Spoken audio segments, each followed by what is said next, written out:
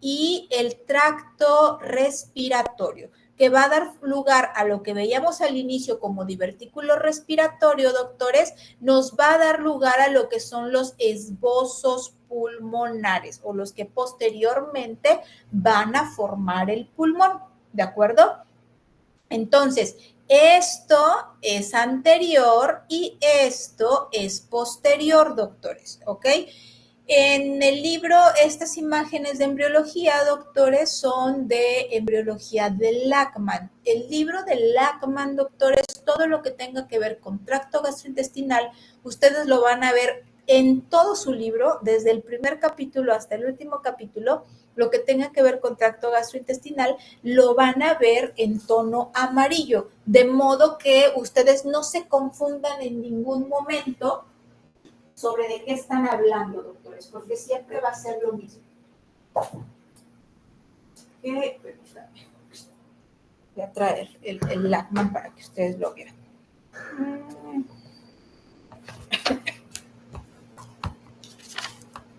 Ustedes llevaron, creo que un libro mexicano, ¿no? De un autor mexicano.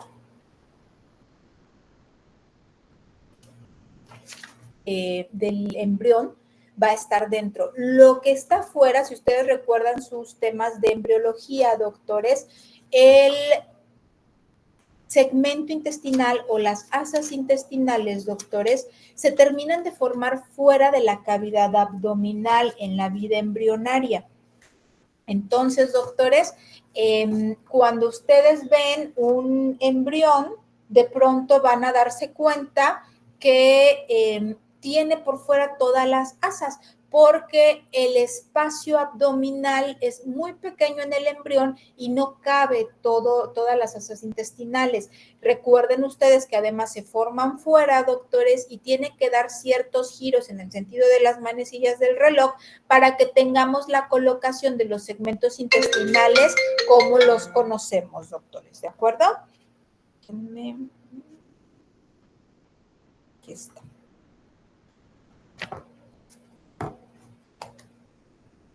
En el libro, en esta presentación, es el libro que yo utilicé cuando estudiaba medicina hace muchísimos años.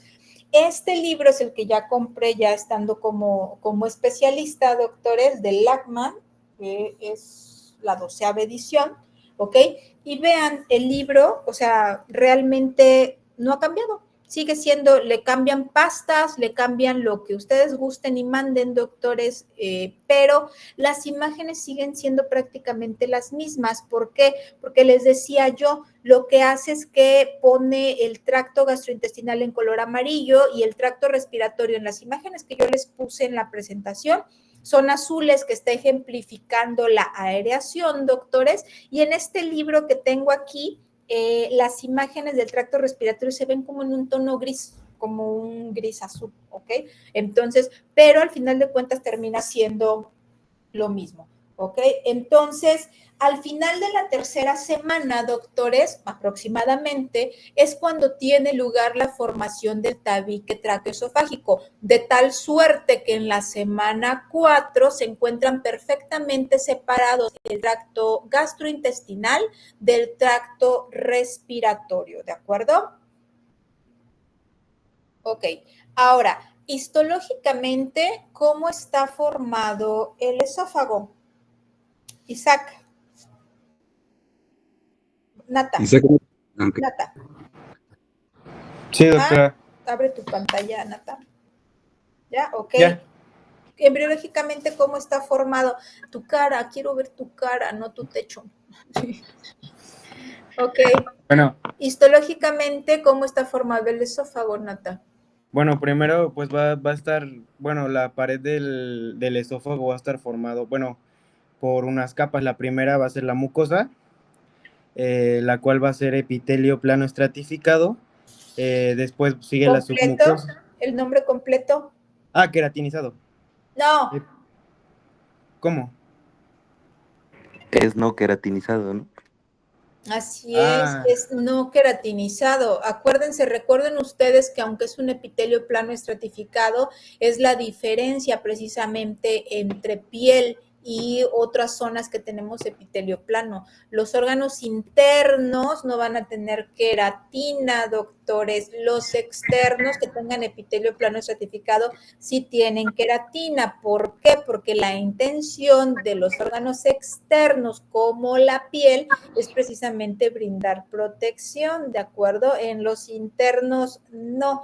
Y por eso cuando tenemos metaplasias, cuando vimos la parte de metaplasia, les decía yo, los epitelios planos estratificados, su forma de metaplasia más común que hacen es precisamente formar queratina, porque es lo que le queda más fácil, es lo más parecido a ellos, es lo más próximo y es lo que le va a dar mayor resistencia, ¿ok? Entonces, que no se les olvide esta parte así sencillita, los órganos internos que tengan epitelio plano estratificado normalmente son no queratinizados, no tienen queratina porque no están expuestos a abrasiones, ¿ok? Sí. Sigue, Nata. Después la segunda capa, de adentro hacia afuera, pues va a ser la submucosa, que va a tener tejido conjuntivo denso y regular. Después sigue la capa muscular, que esa se va a dividir en dos, donde vamos a tener una interna y externa. La interna va a ser de fibras musculares circulares y la externa van a ser las fibras longitudinales, que pues van a ser las que nos van a ayudar a hacer los movimientos peristálticos y al transporte del bolo pues de la boca hacia el estómago. Y pues ya la última va a ser la adventicia, ¿no? O también llamada serosa. Serosa, ok. ¿Y para qué sirve la capa muscular redonda o circular, Nata? Pues va a ser la que va a hacer las contracciones, como como un tipo esfínter, se podría decir, que va a ir empujando la comida pues de arriba hasta el estómago. No, la capa circular, ya puedes cerrar tu cámara, Nata. La capa circular realmente es la que le va a dar más resistencia al esófago, ¿de acuerdo? Entonces, los movimientos de peristalsis no están dados en realidad por la capa muscular o por las capas musculares, eso es inervación, ¿ok? Son estímulos nerviosos los que permiten precisamente cómo se vayan dando las ondas peristálticas. Eso ya lo deben de saber, a llevar un fisio, ¿no? ¿No han llevado fisio? Sí, sí, ya lo llevamos. Sí, Sí, ya lo llevamos. Perdón, Jimé. Sí, ya lo llevamos. Ok, entonces se supone que ya vieron todo eso, ¿no? Desde cómo se inicia el estímulo salival y cómo se empieza la secreción de la saliva y cómo al momento de que uno traga, cómo se ejerce el estímulo al cerebelo para la secreción de jugos gástricos y todo eso, ¿no? O ya no se los enseñan. No, sí, sí lo enseñan. Ahí está, y entonces ustedes pueden ver, es un corte transversal, es decir, es esto como si esto fuera su esófago, doctores, y el corte transversal es así, como un corte en salami, es decir, están viendo ustedes de adentro hacia afuera o de afuera hacia adentro, como ustedes lo quieran ver, ¿de acuerdo? Entonces es una rebanada lo que ustedes están viendo allí. Y entonces alcanzamos a ver de afuera hacia adentro la capa serosa, doctores, ¿sí? Recuerden ustedes, me decía Nata, la adventicia. Y es importante que tengan ustedes presente que designamos o dejamos el término adventicia exclusivamente para los vasos sanguíneos, ¿ok? Para la capa externa de los vasos sanguíneos.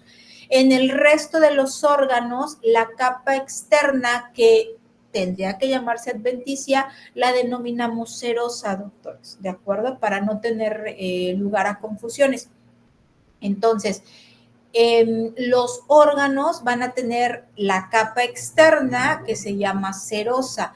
En el caso del tracto gastrointestinal, doctores, resulta que tiene dos regiones en las cuales va a carecer de capa serosa, doctores, y una de esas zonas es precisamente el esófago. En la unión esófago-gástrica no tiene serosa, doctores, no tiene serosa, y son los sitios que van a ser mucho más sensibles o mucho más susceptibles a sufrir rupturas o perforaciones, ¿de acuerdo? Entonces, una porción, ojo, solamente una porción, un fragmento pequeño, doctores, no tiene serosa del esófago, el resto sí está completo, ¿ok? Y entonces, si ustedes se fijan, apreciamos las dos capas de tejido muscular. Vean la capa más externa, que va a ser la capa longitudinal, y la capa interna, que va a ser la capa circular. El hecho de que el esófago tenga dos capas musculares, doctores, incrementa la resistencia, ¿de acuerdo? Si bien es cierto, el esófago, su función es llevar el alimento de la boca al estómago. Sin embargo, doctores, en ocasiones puede generar cambios de presión, ¿ok?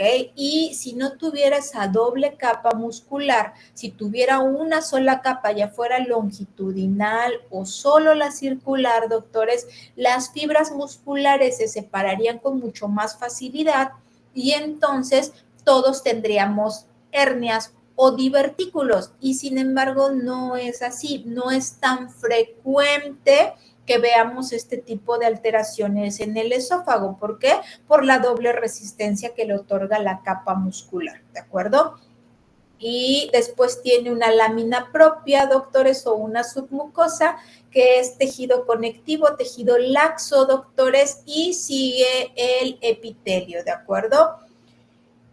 Ay, ok, entonces, esta imagen, doctores, corresponde a un corte del esófago. Vean, la parte superior es el epitelio plano, estratificado, no queratinizado. Entonces, no se les olvide que en el esófago el epitelio no está queratinizado.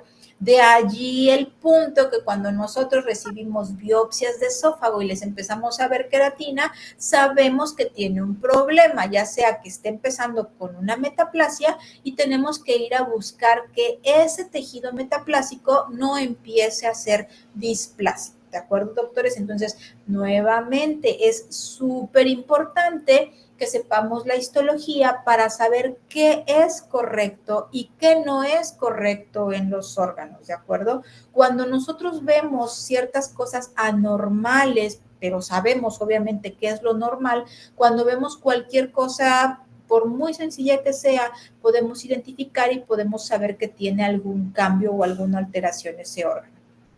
Ok, en esta imagen, doctores, esto que ven ustedes aquí es un corte sesgado, ¿ok?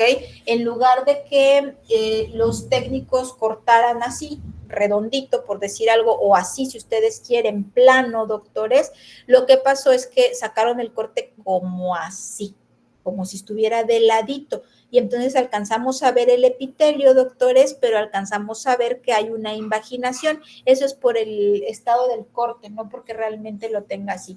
Y si ustedes se fijan, vemos la parte inferior, que era el tejido laxo, doctores, y alcanzamos a ver aquí un grupo de glándulas submucosas. En realidad, estas glándulas no es que estén allí, doctores, es por el corte tangencial que se llevó, pero lo que van a hacer estas son glándulas que van a secretar saliva, doctores, que lo que van a ayudar es, como secretan moco, que lo que ayudan es precisamente para que los alimentos pasen con mayor facilidad. Si no, cuando nosotros comemos, ingerimos algún alimento muy seco, si no fuera por la ayuda de estas glándulas, todos nos estaríamos atragantando. Entonces, la secreción de moco por este tipo de glándulas, doctores, ayuda a que el paso de los alimentos sea sin dolor, a menos de que introduzcamos algún alimento muy grande, muy duro o con formas irregulares que cuando pasa va lesionando, doctores, ¿ok? Entonces, pero para el resto de los alimentos, el bolo alimenticio pasa perfectamente gracias a la producción de moco de estas glándulas, ¿ok? A ver, ¿alguien tiene preguntas o comentarios de esta parte, doctores? No, doctora. ¿No? ¿Vamos bien? Sí. Ok.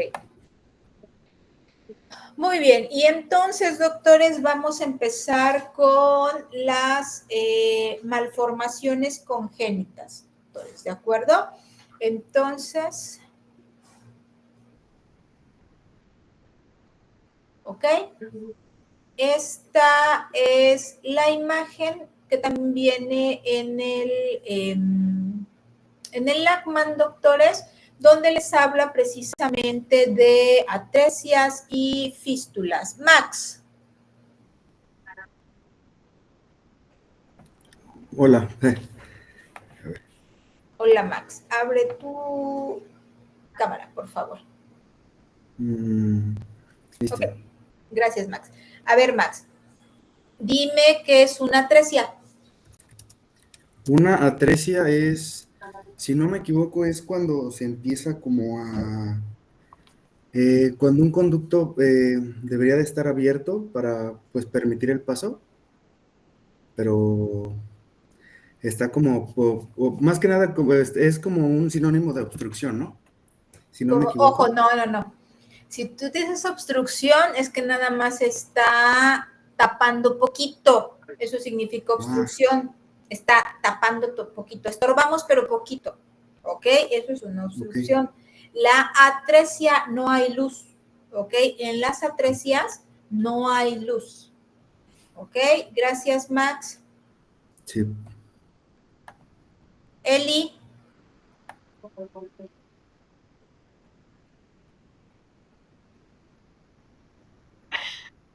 Eli a la 1.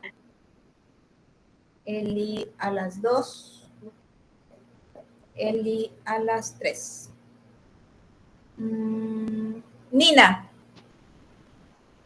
Sí, doc. Ah, cámara, ¿verdad? Perdón. Por favor, Nina. Listo. ¿Sí me No ve? te veo. No. Ay, a ver. ¿Se me ve? Ya. Ah. Ok. A ver, Nina, ¿qué es una fístula? Pues es la conexión entre el mismo órgano y otra estructura, ¿no? Ok, es la comunicación entre dos órganos que no tengan relación entre sí, anatómica entre sí, ¿de acuerdo? O que no estén en realidad comunicados. Gracias, Nina. Sí. Muy bien. Entonces, dentro de las enfermedades o de las alteraciones congénitas que vamos a ver en el esófago, ay, a ver, otra. Vale. Amiguito. Vale a la 1. Es que Vale. hay dos vales, doc. ¿Cuál de las dos? Acosta. Ah, ok, no soy yo. Yo. Valeria, ok. A ver, vale. ¿Qué significa? Abre tu cámara. Según yo ya está abierta, ¿no se ve? No, yo no te veo. De hecho, me aparece un candadito ahí.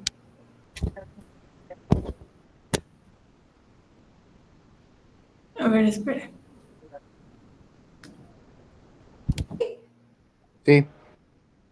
Ok. Sí, doc. Sí, doctora. En la segunda imagen, doctores, si ustedes se fijan, no hay fístula. Ambos extremos son atrésicos. ¿Cómo se podrían dar cuenta ustedes en una paciente embarazada que su bebé tiene atresia esofágica? Clínicamente, ¿cómo se expresa, doctores?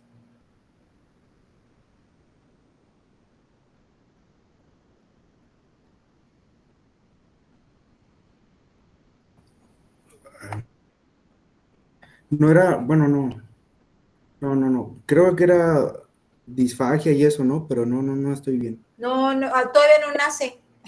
Ajá, no, sí, no. ¿No puede ser atresia esofágica aislada? No, a ver, ojo, lo que yo les estoy diciendo es que estas son malformaciones congénitas, ¿ok? Su paciente está embarazada y su bebé, el bebé de su paciente son ustedes ginecólogos. Su bebé, el bebé de su paciente tiene atresia esofágica proximal y distal. ¿Cómo se dan cuenta ustedes que el bebé tiene atresia? No puede salivar bien, bueno, o sea, no puede tragar saliva. Los bebés no tragan saliva. Ah, ¿no? ¿Qué tragan? Líquido amniótico, ¿no? Ah, o sea, ¿están babeando mucho? Líquido amniótico. ¿Y entonces qué va a pasar? ¿Se lo traga? No, No. No, y No. entonces, pues habrá un exceso de líquido amniótico. Ajá. ¿y cómo se llama eso? Polidramnios. Polidrapnios, así es. Entonces, las pacientes que tienen polidrapnios, entre otras enfermedades o entre otras patologías que ustedes les tienen que investigar, también es esto, una malformación congénita que esté asociada con el desarrollo del esófago, doctores. ¿Por qué? Porque si el bebé tiene ambos extremos atrésicos, doctores, en el esófago, el bebé no es capaz de deglutir o de tragar el líquido amniótico y entonces va a haber mucho líquido amniótico en circulación que se va a expresar como polidrapnios en su paciente. ¿Ok? Entonces, de allí la importancia que pongan atención a todas sus clases y todo lo asocien, doctores. ¿De acuerdo? Ok, en la tercera imagen, doctores, hay una fístula, pero doble o es una doble fístula. El extremo proximal tiene fístula y el extremo distal también tiene una fístula, doctores, ¿ok? En la imagen de doctores, lo que ustedes ven es que el extremo proximal tiene fístula con la tráquea y el extremo distal tiene una atresia. Entonces, ojo, ¿qué es lo que ustedes pueden concluir de aquí? Que habitualmente en las malformaciones congénitas del esófago, doctores, van a estar asociadas la atresia y la fístula. Les decía yo que la malformación congénita más frecuente, doctores, es el extremo proximal atrésico y el extremo distal con formación de fístula. ¿Por qué? Porque resulta que siempre les digo que Diosito no se equivoca, doctores. Y entonces esto es mucho más compatible con la vida que esta imagen, ¿de acuerdo? Si un bebé nace con una fístula esofágica superior a tráquea, doctores, en el momento que nace y que deglute, el bebé broncoaspira, doctores, ¿de acuerdo? Entonces, esto no es compatible con la vida, mientras que esto sí les da chance de que lo operen. En lo que se dan ustedes cuenta que el bebé tiene atresia esofágica, ¿sí? Sí, doctor. Okay. Sí, doctora. Bueno. Ay.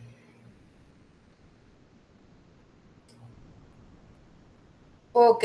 De las otras alteraciones, doctores, que podemos ver en el esófago, doctores, es el divertículo de Zenker. En el caso del divertículo de Zenker, doctores, esta no es una malformación congénita. En realidad, doctores, este es un problema que se da por incremento de la presión y por pérdida de resistencia del músculo cricofaríngeo, doctores, ¿de acuerdo? ¿Qué es lo que sucede? Que las fibras musculares, doctores, se van a separar y entonces en esa separación, cuando deglutimos cuando tragamos y ejercemos mucha presión, mucha fuerza, un segmento o un fragmento del esófago puede salir a través de él formando un saquito, doctores. Los divertículos son eso, son fonditos o fondos de saco, doctores. Y si ustedes se fijan, en la imagen les marca supuestamente la ruptura o la separación de las fibras musculares, doctores, y a través de ellas vemos la formación de un pequeño divertículo del esófago, el cual conforme pasa el tiempo, el paciente deglute y va acumulando más alimento, ese divertículo crece, doctores, ¿de acuerdo? Y se va a ir haciendo cada vez más grande. La mayoría de los divertículos, doctores, son asintomáticos. Los terminan ustedes diagnosticando por alguna otra situación, porque mandaron a hacer al paciente un ultrasonido por alguna otra causa o una tomografía o entraron a quirófano, doctores, a esa zona y de manera secundaria encontraron esa alteración, pero en realidad son poco sintomáticos. Estos, en especial el divertículo de Zenker, doctores, sí crece mucho, a veces lo que les produce a los pacientes por la localización que tiene es mal aliento continuo, doctores. ¿Por qué? Porque se está acumulando ahí el alimento y está muy cerca de la boca. Entonces, el alimento que tiene ahí guardadito, pues está echándose a perder, doctores, y entonces les produce halitosis a los pacientes, ¿de acuerdo? Entonces, normalmente no es común que lo veamos, no es tan frecuente que aparezca un divertículo de Zenker, doctores. Sin embargo, se los menciono porque es algo de lo que pueden ustedes ver. Y la siguiente, doctores, es la acalasia. La acalasia, doctores, significa falta de relajación. La acalasia es una enfermedad congénita, doctores, esta sí, y que en realidad va a tener lugar, doctores, porque el esfínter esofágico inferior no se relaja de manera completa. El tono está aumentado, doctores.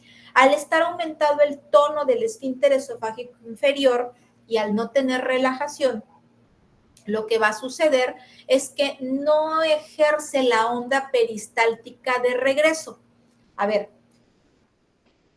anatómicamente, el esófago es un tubo hueco, o sea, es así tal cual, una conducción.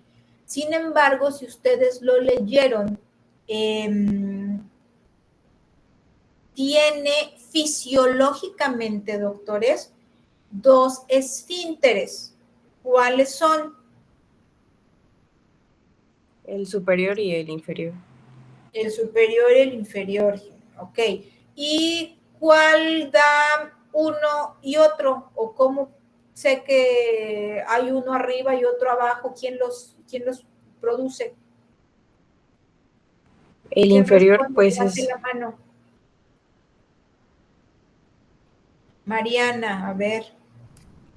Pues el Abre tu superior. cámara, Mariana. Ay, sí, ahí voy.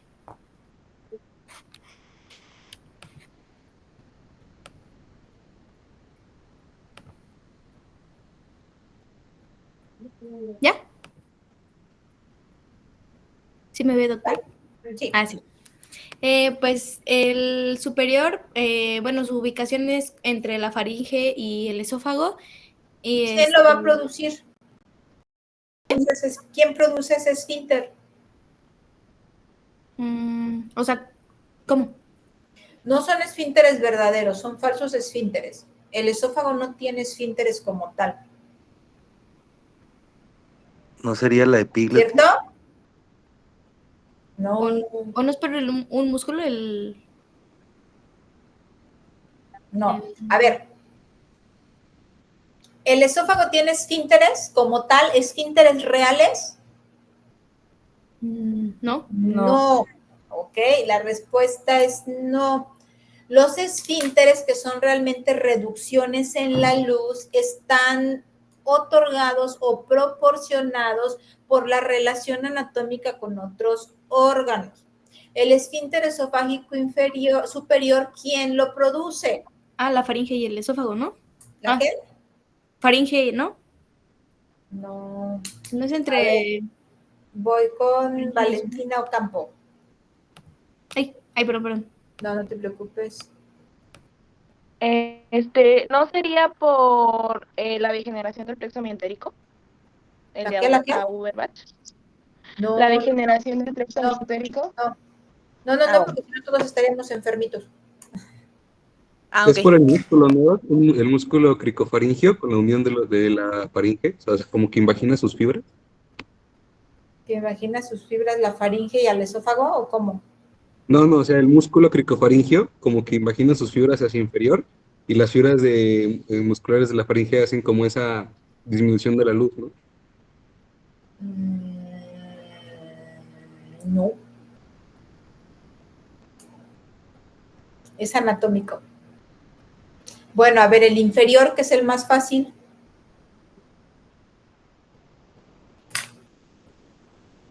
¿Diafragma? El diafragma, así es. El esfínter esofágico inferior está dado por el paso del esófago al diafragma, doctores, ¿ok? En el caso de la acalasia, doctores, sí, la alteración está en la porción inferior. Aquí en la imagen se ve que fuera la unión esófago-gástrica, ¿ok? Entonces, si ustedes recuerdan en sus clases de fisiología, cuando tragamos o cuando deglutimos, el alimento pasa y hasta el momento que atraviesa justo esta zona del diafragma y cae hacia lo que es el estómago, doctores, la onda de peristalsis de regreso, ¿sí? Es la que va a permitir que nosotros podamos volver a deglutir o volver a tragar. Si nosotros quisiéramos así tragar continuo, nos ahogamos y no podemos, doctores. ¿Por qué? Porque el estímulo para que podamos volver a tragar es la onda peristáltica de regreso.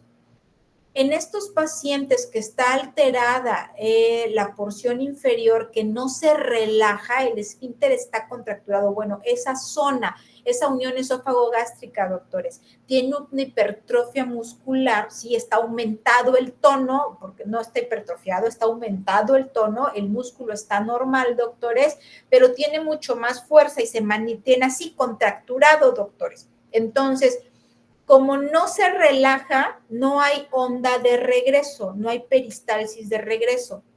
Entonces, esta zona va a estar acumulando el alimento.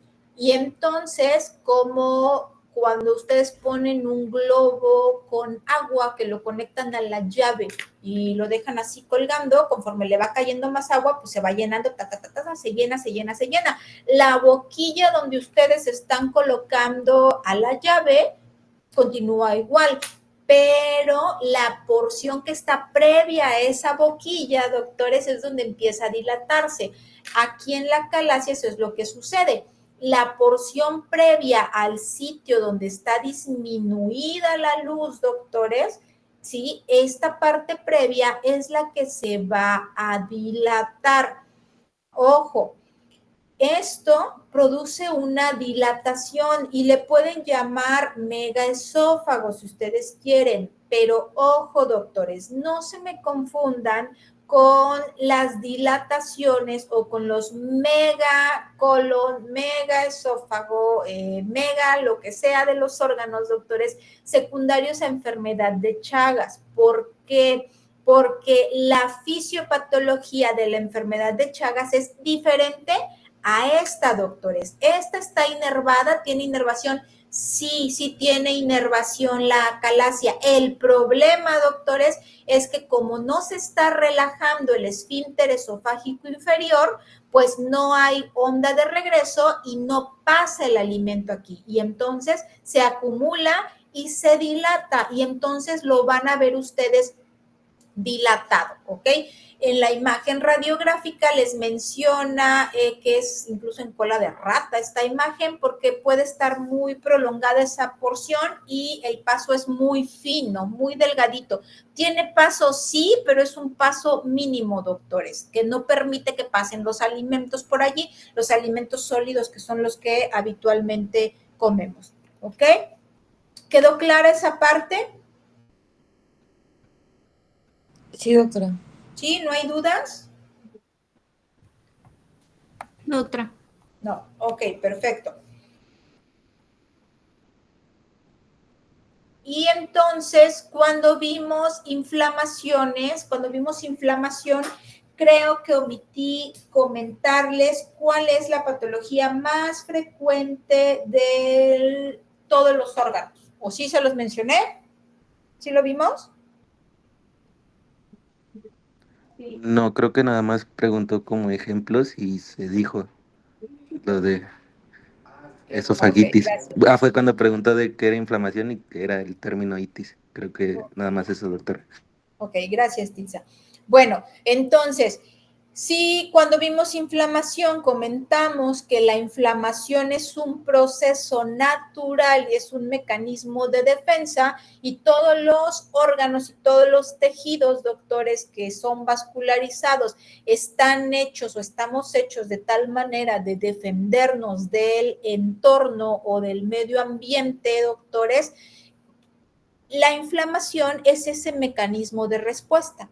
Luego, entonces, la patología más común y más frecuente que vamos a ver en la mayoría de los órganos o en todos los órganos, doctores, es el proceso inflamatorio, doctores, ¿de acuerdo? Entonces, la inflamación es el proceso más o el proceso patológico más común de todos los órganos y de todos los tejidos. Entonces, recuerden que mencionamos que para hablar de inflamación lo que utilizábamos o agregábamos era el sufijo itis y entonces en automático sabíamos que cuando mencionábamos itis estábamos hablando de un proceso inflamatorio o que la causa de esa enfermedad era un proceso inflamatorio, ¿de acuerdo? Entonces, en el caso del esófago, doctores, los procesos inflamatorios se llaman esofagitis y tenemos diferentes entidades que nos pueden dar inflamaciones en la mucosa esofágica o en el epitelio esofágico, doctores, y diferentes causas.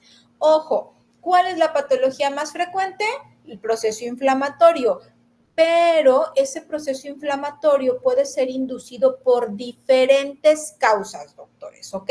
No todas las causas o no es la misma causa que va a producir la inflamación en todos los casos, ¿de acuerdo? Entonces, sabemos que es inflamación, sí, sabemos que es inflamación, pero ahora lo que tenemos que hacer es saber qué fue lo que ocasionó esa inflamación. ¿Por qué? Porque no es lo mismo que les hablemos a ustedes de inflamación aguda y de inflamación crónica. El tratamiento que ustedes tendrían que dar sería dirigido a la causa de esa inflamación. Si no dan ustedes el tratamiento correcto para el agente que inició ese proceso inflamatorio, obviamente su paciente no va a mejorar o no va a revertir el proceso inflamatorio. Si bien es cierto, el proceso inflamatorio, doctores, dijimos que era un proceso normal y que era un mecanismo de defensa, ¿de acuerdo? De todos los organismos y de todos los tejidos. Pero terminamos viendo, doctores, en el proceso inflamatorio que puede ocasionar otras patologías que estén asociados con ellos. En el caso de los procesos inflamatorios, doctores, dependiendo el tiempo que tengan de progresión y de evolución, en algunos órganos pueden estar asociados incluso con el desarrollo de neoplasias, doctores, ¿de acuerdo? Entonces, por eso es importante que cuando ustedes nos envían un órgano o un tejido, doctores, para que nosotros lo analicemos y vemos proceso inflamatorio, lo que nosotros habitualmente les tenemos que reportar es que hay inflamación, sí, pero casi siempre cuando identificamos el agente causal, le ponemos, por ejemplo, esofagitis secundaria A, ¿no? O por tal causa. ¿Por qué? Porque si nosotros le ponemos la causa, ustedes saben qué es lo que van a tratar para que su paciente les responda de manera adecuada. En los casos que nosotros no vemos el agente causal o no identificamos la causa, doctores, ya sea que sea un microorganismo y que no lo alcanzamos a ver al microscopio, que no lo logramos identificar, o bien, doctores, que no es un microorganismo, pero es otra patología. En muchas de las patologías, doctores, la diferencia se hace en base a los componentes histológicos o a las modificaciones histológicas que llega a tener un tejido. Por eso es importante que cuando nosotros recibimos una muestra, la veamos de manera completa y correcta. Es común que cuando ustedes nos envían una muestra, doctores, no nos envíen datos clínicos, es lo más común, o sea que normalmente no nos envían datos clínicos. En varios de las muestras que ustedes nos llegan a enviar, nosotros podemos ver la laminilla, doctores, y podemos identificar la causa, ¿ok? Pero existen otros casos, afortunadamente los menos, doctores, en que necesitamos forzosamente la ayuda de ustedes con el apoyo de características clínicas, doctores. ¿Qué es lo que ustedes están viendo en su paciente? ¿Cuáles son los datos clínicos que ellos tienen? Los signos y síntomas que ustedes ven, o bien a veces que ustedes nos apoyen con las características de los estudios de imagen. ¿Para qué? Para que nosotros, en base a lo que vamos a ver, en lo que ustedes nos están diciendo de estudios de imagen y de características clínicas, tengamos una sospecha nosotros de qué es lo que vamos a ir a buscar al microscopio. Si nosotros no identificamos ni alteraciones histológicas, ni microorganismos, doctores, normalmente los procesos inflamatorios se los vamos a reportar como inespecíficos. En este caso, en la inflamación del esófago, si yo ya busqué microorganismos, no identifiqué algún microorganismo, ya busqué datos histológicos e histológicamente tampoco hay ningún cambio, todo está normal, doctores.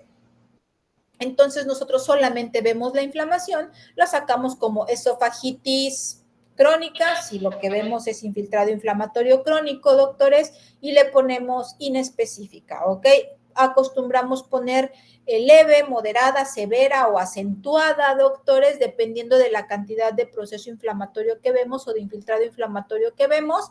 Y si no vemos una causa aparente, le ponemos inespecífica, ¿ok? Entonces, esofagitis, ¿cuántos tipos de esofagitis podemos ver? Solamente dos, aguda y crónica. Ahora, las causas pueden ser muchas, doctores, y pueden ser diversas. De ahí que ustedes tengan, ya sea que si nosotros lo identificamos al microscopio, bien, y si no, que ustedes nos apoyaran con los datos clínicos para que les podamos decir. Si bien es cierto, doctores, no nos ponen datos clínicos porque de pronto es como pérdida de tiempo que ustedes escriban los datos clínicos en la solicitud de patología, doctores, se pierde menos tiempo que ustedes se tomen unos minutitos para escribir algunas cosas en la hoja de patología, doctores, a que les reportemos como esofagitis crónica e inespecífica y después ustedes tengan que bajar a preguntar si no estamos viendo algo asociado con lo que ustedes sospechan. Se pierde más tiempo que si se tomaran unos minutos en llenar la solicitud poniendo algún dato de importancia, doctores. ¿Ok?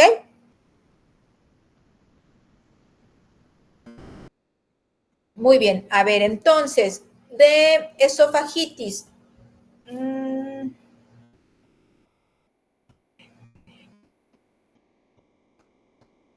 Claudia.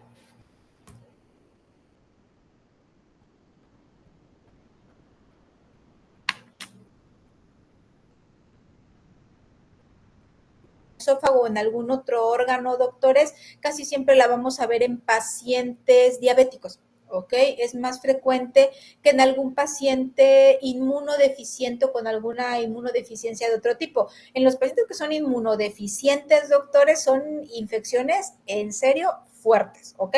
La cándida, doctores, es para pacientes inmunocomprometidos, ¿ok? Como los pacientes diabéticos, ¿ok?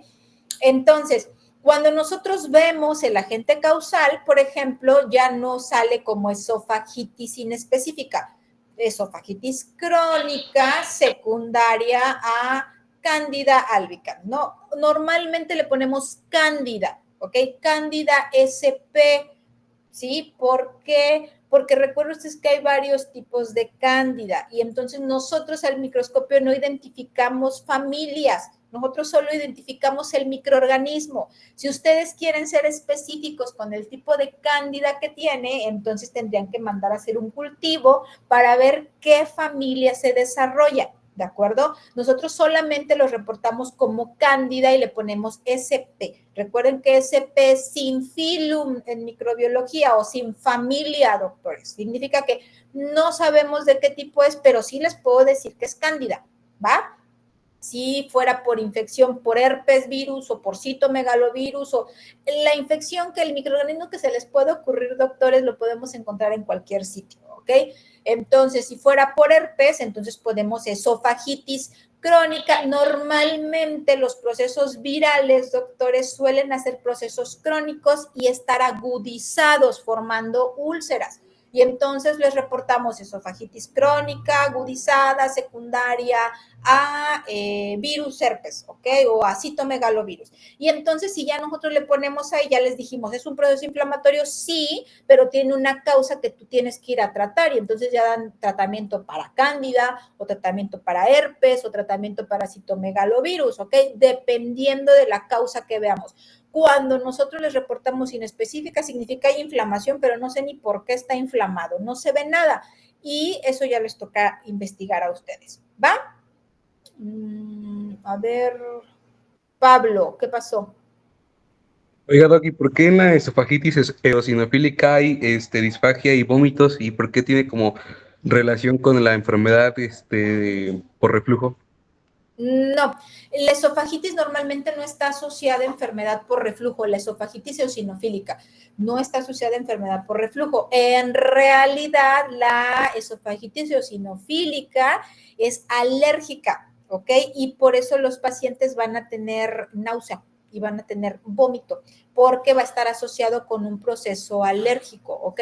Recuerden ustedes que hematológicamente, cuando ustedes ven eosinófilos, están asociados con procesos amibianos o procesos alérgicos. Entonces, cuando ustedes ven esofagitis, colitis, gastritis, duodenitis, enteritis, todos los procesos inflamatorios y que estén asociados con incremento de eosinófilos, apuesten ustedes que son alérgicos, ¿de acuerdo? Normalmente la causa de un proceso eosinofílico es alérgico, ¿va?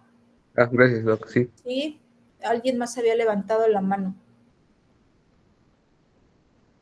Yo, pero bueno, era una duda también, bueno, que había otra, que era la esofagitis por reflujo, pero es la que está relacionada igual con la enfermedad por reflujo gastroesofágico, ¿no? Sí, esa la vemos adelante.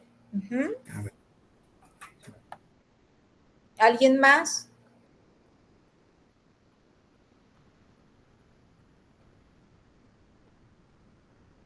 ¿No? ¿Ya no hay preguntas? No, doctora. ¿No? Ok, a ver, doctores, cuando les pregunto, si no me responden, les pongo falta, ¿va? Si me respondieron, les marco su puntote. Normalmente empiezo la clase, veo quiénes están conectados y les pongo su puntito. Si les pregunté y aunque no me respondan o aunque no contesten correcto, pero respondieron, tienen asistencia. Si les pregunté y no, con diferentes esofagitis infecciosas, doctores, pues vamos a tener diferentes tipos. Ya vimos por microorganismos, doctores, que es lo más común. Y tenemos otra esofagitis, doctores, que entra dentro de las esofagitis químicas y que es la más importante dentro de ellas. ¿Por qué? Por su asociación con el desarrollo de cáncer. Los temas que vamos a ver a continuación, doctores, o como vemos la secuencia de temas, no es porque sea lo más importante, sino más bien, doctores, porque en ese orden o en esa secuencia es como habitualmente vamos a ver el desarrollo de un tipo de cáncer en el esófago, ¿ok? Recuerden que cuando vimos neoplasias, vimos y comentamos el hecho de que una neoplasia no se transforma de la noche a la mañana a una neoplasia maligna, ¿ok? O que no se hace maligna de un día para otro, que no aparece así, hoy estoy bien y mañana amanezco con un tumor de 10 centímetros. No, habitualmente necesitamos de inicio células que están alrededor de ella y tiene que ir creciendo, doctores, para que empiece a dar sintomatología y empiece a dar ciertas características que permitan al paciente ir expresando la enfermedad del inicio y pueda ser diagnosticada de manera oportuna. En el caso del esófago, doctores, no es la excepción. Así es como puede iniciar. Y la primera patología que nosotros vemos que está asociada o que puede estar asociada al desarrollo de una neoplasia es la esofagitis por reflujo. Si bien es cierto, la esofagitis por reflujo es un proceso inflamatorio químico, doctores. ¿Por qué? Porque el problema está siendo que el contenido gástrico se está regresando al tercio inferior del esófago, ¿ok? Entonces, el esófago, como ya comentamos, es un epitelio plano estratificado no queratinizado. No es resistente a casi nada, doctores, y menos va a ser resistente a los jugos gástricos que tienen un pH muy por debajo de lo que está acostumbrado a tolerar el esófago. Por muy ácido que ustedes tomen un alimento, nunca va a estar ácido al nivel de ácidos, hablando de la clasificación química, doctores, ¿de acuerdo? Mientras que los jugos gástricos y la producción de ácidos gástricos, doctores, sí se encuentra en el nivel químico de ácidos. Luego, entonces, cuando tenemos un reflujo gastroesofágico, es decir, se está regresando el contenido del estómago hacia el esófago, lo que ocasiona son unas ligeras quemaduras o daño químico, irritación química, doctores, ¿de acuerdo? Ahora, el reflujo gastroesofágico, doctores, clínicamente le llaman ERGE. Y cuando ustedes estén tomando clases ya clínicas o cuando estén en el internado, van a ver que se pone como diagnóstico ERGE, que es enfermedad por reflujo gastroesofágico, ¿de acuerdo? Que termina siendo esofagitis por reflujo, doctores. Es decir, se está regresando el contenido del estómago hacia el esófago, ¿de acuerdo? ¿Sí? Sí. Sí. Sí. ¿Dudas hasta acá? ¿No? No, doctora. ¿No? Ok. Vamos a dejar acá el tema, doctores. Necesito